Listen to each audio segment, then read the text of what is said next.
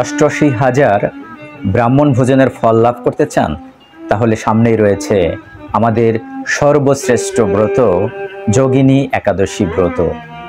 এই একাদশী ব্রত মহাপাপ বিনাশিনী এবং ভবসাগরে পতিত মানুষদের উদ্ধার করার একমাত্র নৌকা স্বরূপ এই একাদশী, যা মহাপাপ নাশকারী, মুক্তিপ্রদ এবং আমাদের সর্বশ্রেষ্ঠ ব্রত। হরে কৃষ্ণ। ভক্তবৃন্দের চরণে আমার শত সহস্র কোটি বৈষ্ণবী প্রণাম রইল।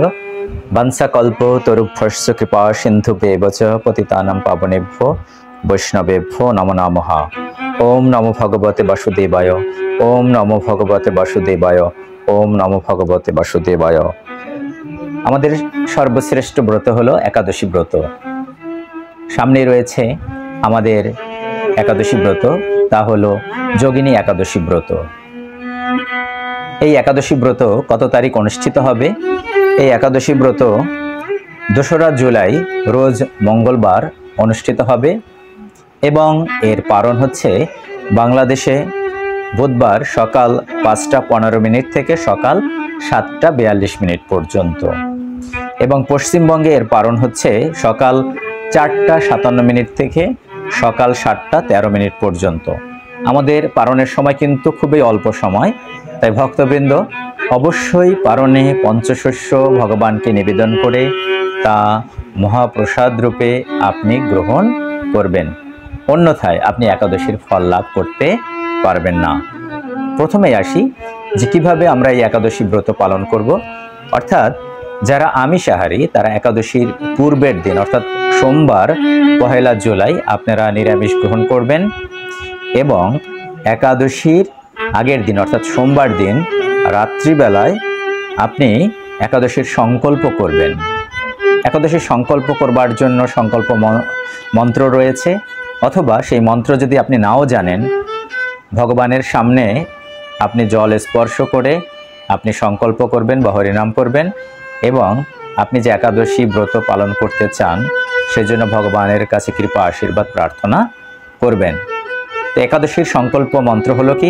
একাদশম নিরাহর স্থিতাহম অপরাহনি ভক্ষামি পুণ্ডরিকাক্ষ শরণম মে ভবাচ্যুত। এটি হচ্ছে একাদশীর সংকল্প মন্ত্র।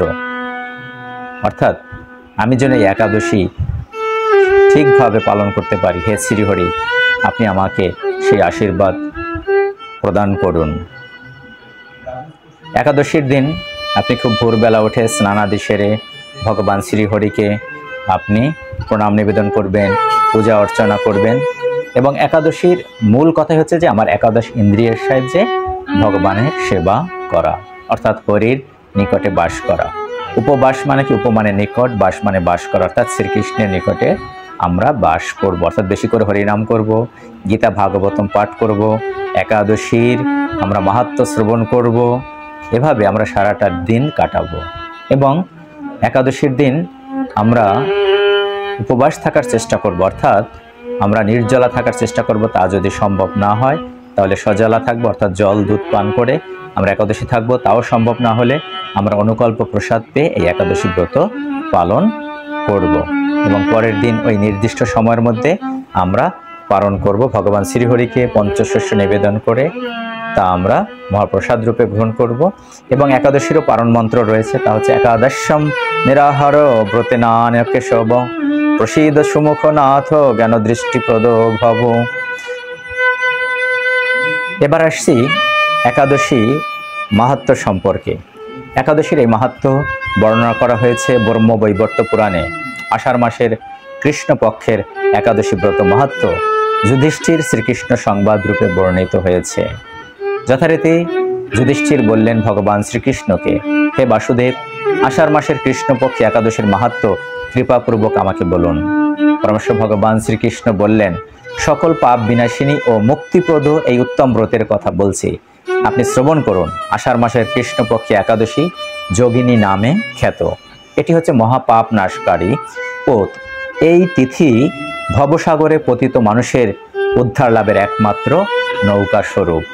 এই জড়জগৎ থেকে অর্থাৎ এই ভব সমুদ্র থেকে যদি আমরা মুক্তি পেতে চাই, তাহলে এই একটি মাত্র একাদশী যদি আমরা নিষ্ঠার সাথে পালন করি, তাহলে আমরা ভবসাগর থেকে আমরা মুক্তি লাভ করব। আমাদের সর্বশ্রেষ্ঠ ব্রত বলে এটি প্রসিদ্ধ। এই প্রসঙ্গে একটি পৌরাণিক কাহিনী ভগবান শ্রীকৃষ্ণ যুধিষ্ঠির মহারাজকে বললেন। কি সেই পুরাণ কাহিনী?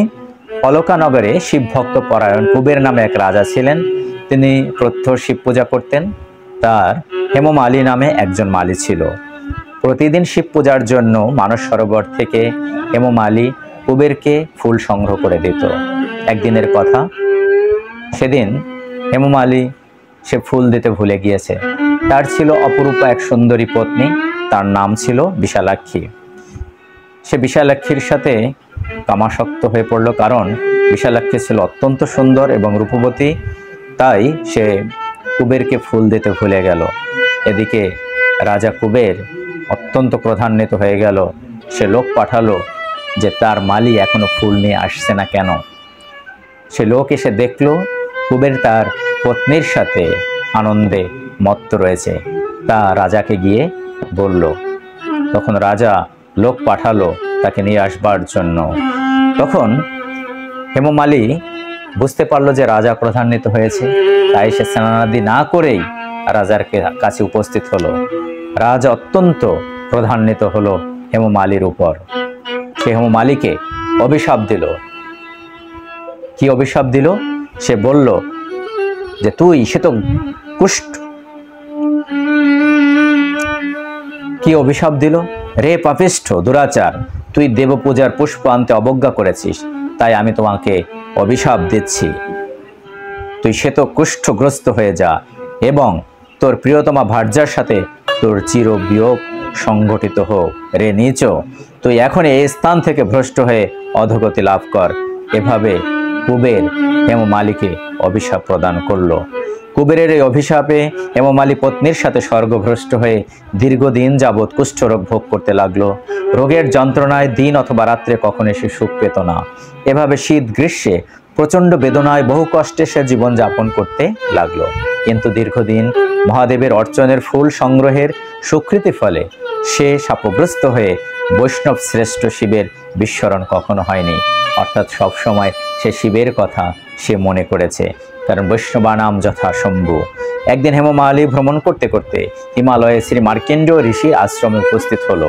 কুষ্ঠরোগে পীড়িত সপত্নী হেমমালীকে দর্শন করে শ্রী মার্কেন্ডীয় তাকে জিজ্ঞাসা করলেন, তুমি কার অভিশাপে এই রকম নিন্দনীয় কুষ্ঠরোগগ্রস্ত হয়েছ? তখন হেমমালী বলল, হে মুনিবর, রাজা ধনকুবেরের আমি ভৃত্য ছিলাম।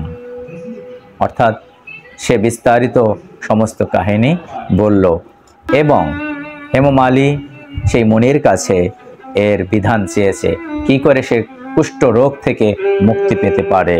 তখন মার্কেন্ডীয় মুনি বললেন, হে মালী, তোমার মঙ্গলের জন্য শুভ ফল প্রদানকারী এক ব্রতের উপদেশ করছি। তুমি আষাঢ় মাসের কৃষ্ণপক্ষের যোগিনী নামক একাদশী ব্রত পালন করো।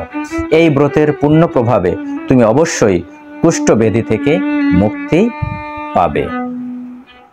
এই বিধান দিল মুনিবর। তখন হেমমালী তার পত্নীর সাথে নিষ্ঠার সাথে এই যোগিনী একাদশী ব্রত পালন করলো এবং তার কুষ্ঠরোগ ভালো হয়ে গেল। তারপর সে সুখে পত্নী সহ জীবনযাপন করতে লাগলো। তাই কুষ্ঠ রোগ থেকে যদি মুক্তি পেতে চাই, বিভিন্ন রোগ ব্যাধি থেকে যদি আমরা মুক্তি পেতে চাই, তাহলে আমাদের এই যোগিনী একাদশী ব্রত নিষ্ঠার সাথে পালন করতে হবে। তখন ভগবান শ্রীকৃষ্ণ যুধিষ্ঠির মহারাজকে বললেন, হে যুধিষ্ঠির, আমি আপনার কাছে এই ব্রত উপবাসের মহিমা কীর্তন করলাম। এই ব্রত কেউ যদি নিষ্ঠার সাথে পালন করে তাহলে ৮৮,০০০ ব্রাহ্মণকে ভোজন করানোর ফল লাভ হয়। যে ব্যক্তি মহাপাপ বিনাশকারী ও পুণ্য ফল প্রদায়ী এই যোগিনী একাদশীর কথা পাঠ করে ও শ্রবণ করে, সে অচিরেই সর্বপাপ থেকে মুক্ত হবে। এই কথা ভগবান শ্রীকৃষ্ণ যুধিষ্ঠির মহারাজকে বললেন।